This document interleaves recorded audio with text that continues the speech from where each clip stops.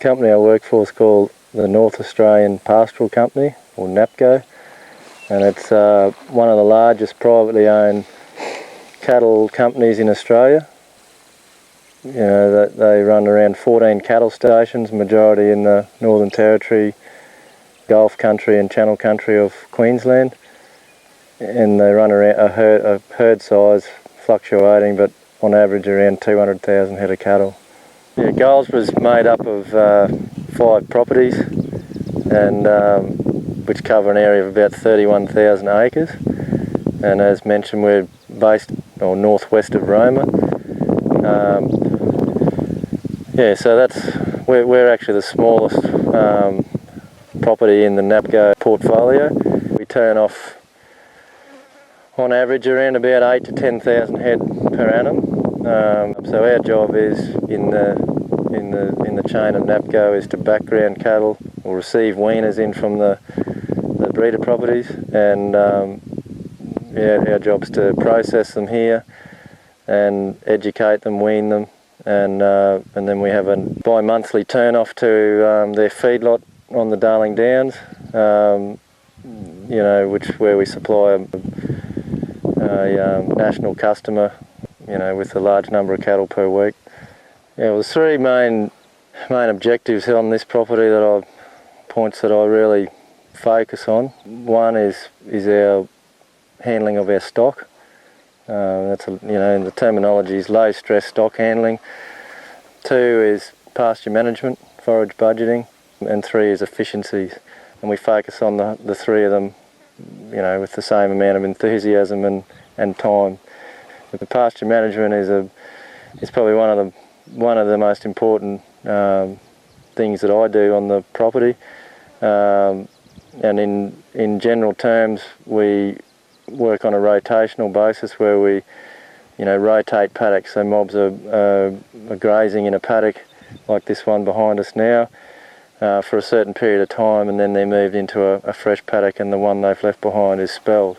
At the end of the growing season, normally around end of April, early May or through May, on an annual basis, we employ a fellow called Cole Payton, who's a grazing or forage budget consultant, and we go to a site where we go annually, and we actually measure the feed that has been grown over the summer period or summer-autumn period. That's done with a quadrant and hand shears, and we cut the feed in that quadrant and then work out how many kilos of dry matter we have produced per hectare.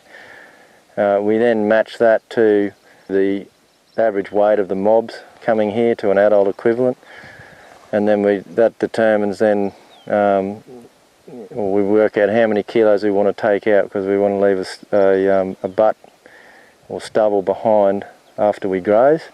So we only take a chunk out of the paddock, we don't take the pasture to the ground. So we're able to match the feed we've grown in that summer period to the average weight coming into the property, and then determines how many cattle we can carry for, you know, roughly the next 9 months without rain. So this has been a massive change, you know, from beforehand, still trying to look at the pastures but not having any real figures on how we determine how many cattle we do take in from the northern properties. So we can accurately now determine how many we can take in and still leave the country in good shape.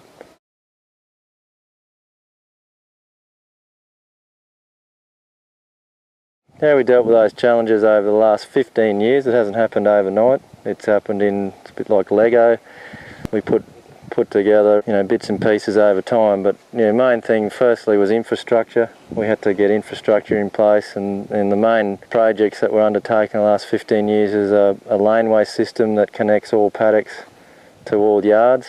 We built 3 new sets of yards around the property, and as I mentioned, laneway connects to all of them. We spread out the waters using polypipe and troughs so that all cattle only got to walk 500 metres to water. And then the pasture management, well, we, you know, started looking or measuring our grass and doing forage budgeting on a per annum basis, and just measuring the feed that was grown over the summertime. and then matching the feed that we grew to you know, the correct carrying capacity for the year. Do you think that you've become more of a grass farmer and less of a cowboy? My main focus is grass, and if we can't manage the grass or measure the grass, well, you know, we can't be the cowboys. You know, the cattle, it doesn't matter what type of cattle turn up here, you know, if we can't put the feed in front of them, we're not doing our job. So basically, yeah, I do look at myself as a, you know, a grass farmer rather than a cowboy.